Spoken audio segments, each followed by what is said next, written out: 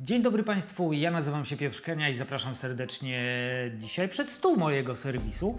Porozmawiamy o czymś, o czym rozmawialiśmy mnóstwo razy, ale nigdy Wam nie pokazałem dokładnie, co dana regulacja robi, a dzisiaj będziemy rozmawiać właśnie o regulacjach, o kliknięciach.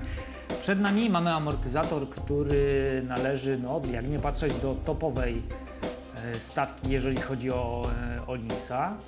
Mamy tutaj TTX 44 z 4 regulacjami.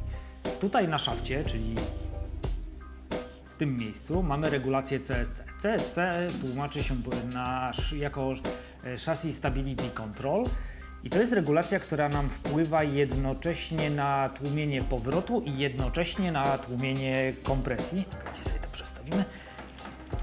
Mamy tutaj kliknięcia, zakres mniej więcej z 0,60 do 0,70 kliknięć, zależy jak się amortyzator poskłada. W środku mamy też dyszę, która jest na końcu tutaj szaftu instalowana. Wiecie, sobie włączymy śledzenie. Tutaj na końcu można wybrać sobie dyszę, którą zainstalujemy, więc to jest jeden z elementów tuningowych tej konkretnej regulacji, na co dokładnie będzie wpływała. W każdym razie to jest pierwsza regulacja, to możecie znać oczywiście z większości amortyzatorów, dlatego że na tej konkretnej regulacji na tej konkretnej regulacji są oparte praktycznie wszystkie amortyzatory. W mniejszym lub bądź większym stopniu wpływają na tak tłumienie kompresji, jak i powrót. Kolejna sekcja regulacyjna, musimy sobie go obrócić, jest całkiem spory. Wiemy sobie ostrość konkretnie na regulacji. W Linsie złota regulacja to absolutnie zawsze kompresja. W środku mamy na Hexa trójeczkę regulację wolnej prędkości dla kompresji. Też mamy tutaj w okolicach 50 kliknięć. Całkiem sporo. Wokół niego 12 mm to nic innego jak szybka kompresja. Tutaj też zwykle między 40 a 50 kliknięć wychodzi.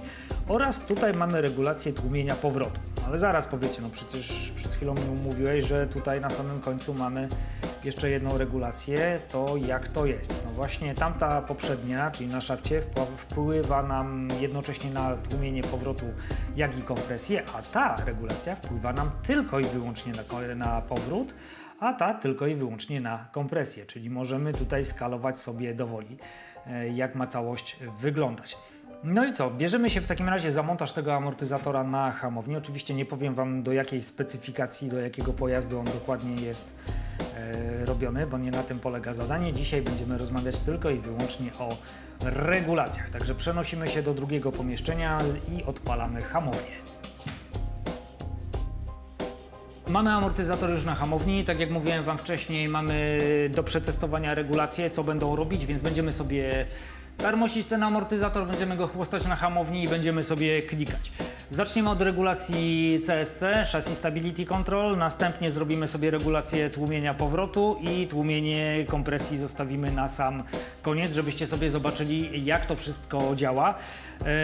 Test będzie na 30 mm, jeżeli chodzi o skok, żebyśmy tutaj go niepotrzebnie nie grzali, chociaż to też nie robi na nim specjalnego wrażenia. 10 Hz to będzie prędkość, jaką będziemy sobie tutaj nim poruszać. No i co? Bierzemy się za odpalenie maszyny. To, co widzicie na wykresie, na górze to tłumienie kompresji, na dole tłumienie powrotu. Zaczynamy zakręcać regulację CSC i zwróćcie uwagę, co tu się będzie działo na wykresie. Zmienia nam się tłumienie powrotu.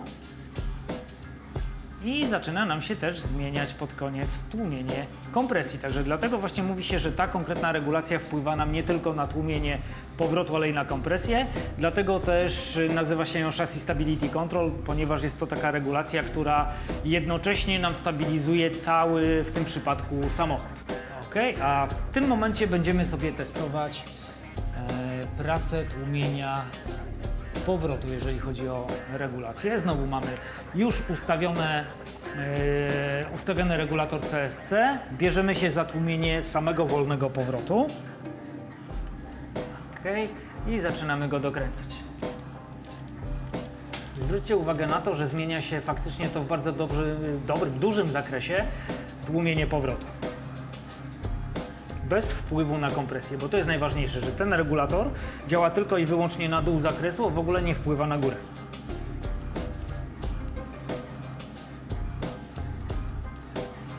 Ok, w ten sposób wygląda tłumienie powrotu. I jak Wam obiecałem, na sam koniec zostawiamy sobie tłumienie kompresji wolnej. Już odpalamy sobie wykres. Ok, czyli mamy CSC ustawione, tłumienie powrotu jest ustawione, teraz bierzemy się za tłumienie kompresji.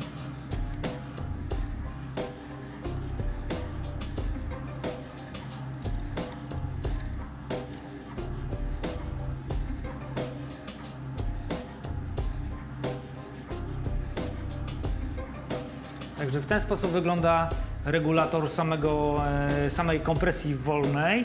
Jak widać bardzo, ale to bardzo mocno wpływa na całość pracy tego konkretnego amortyzatora do tej konkretnej specyfikacji.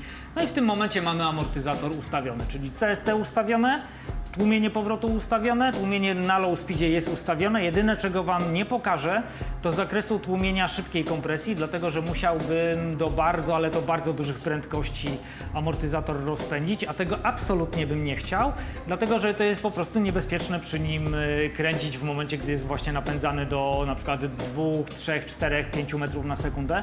Tego nie chcemy, a ta regulacja jest widoczna właśnie dopiero przy potężnym zakresie prędkości.